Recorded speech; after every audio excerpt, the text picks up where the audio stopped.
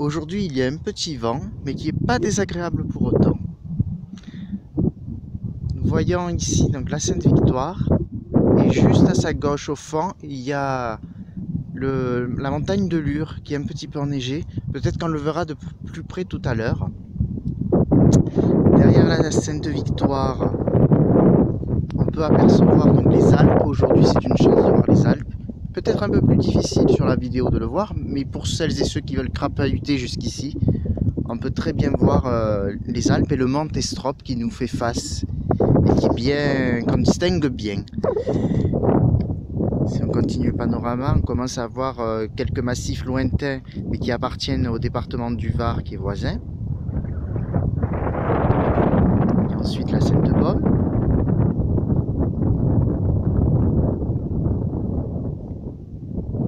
Le Garlaban qui fait face à Aubagne.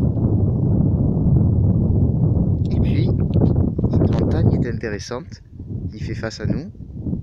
C'est la montagne où j'ai effectué la dernière fois où j'ai fait une randonnée.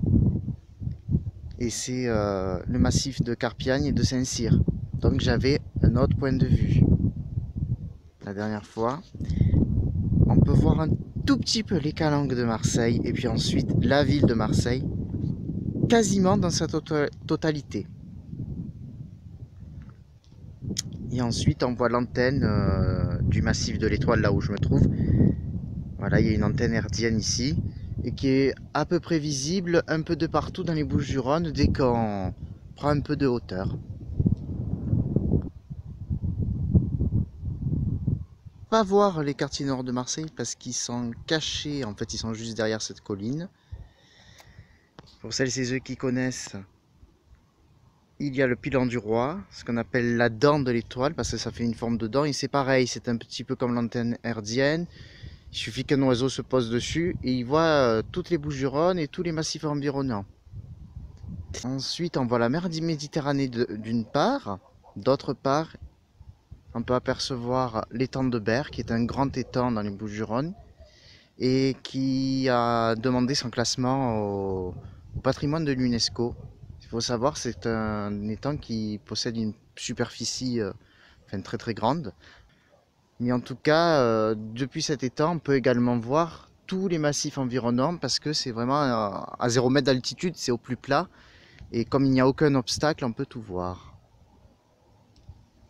Pour celles et ceux qui veulent faire cette randonnée, on peut apercevoir un ensemble de végétation, on va dire jaunissante, jaune.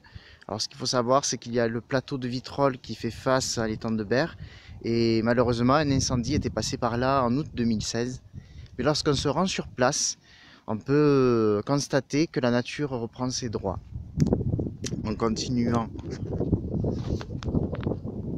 il y a les Alpilles, les massifs des Tréverès, tous les massifs un petit peu éloignés donc, qui sont dans les Bouches-du-Rhône. On retrouve la ville de Gardanne en premier plan avec son activité et ensuite le Mont Ventoux qui est donc l'un des plus grands sommets de Provence et du coup comme il est géant on peut l'apercevoir un peu partout. Juste à côté, oups, ça bouge un peu, le Luberon, le massif du Luberon avec avec son sommet. Mournègre, qui s'appelle comme ça, qui est nettement plus petit que le mont Ventoux, puisqu'il culmine qu'à 1110 mètres d'altitude, alors que le mont Ventoux c'est 1912 mètres d'altitude.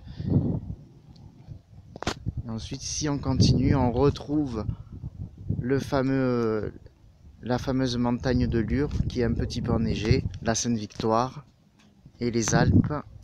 Faisons un zoom, est-ce qu'on peut voir les monts enneigés?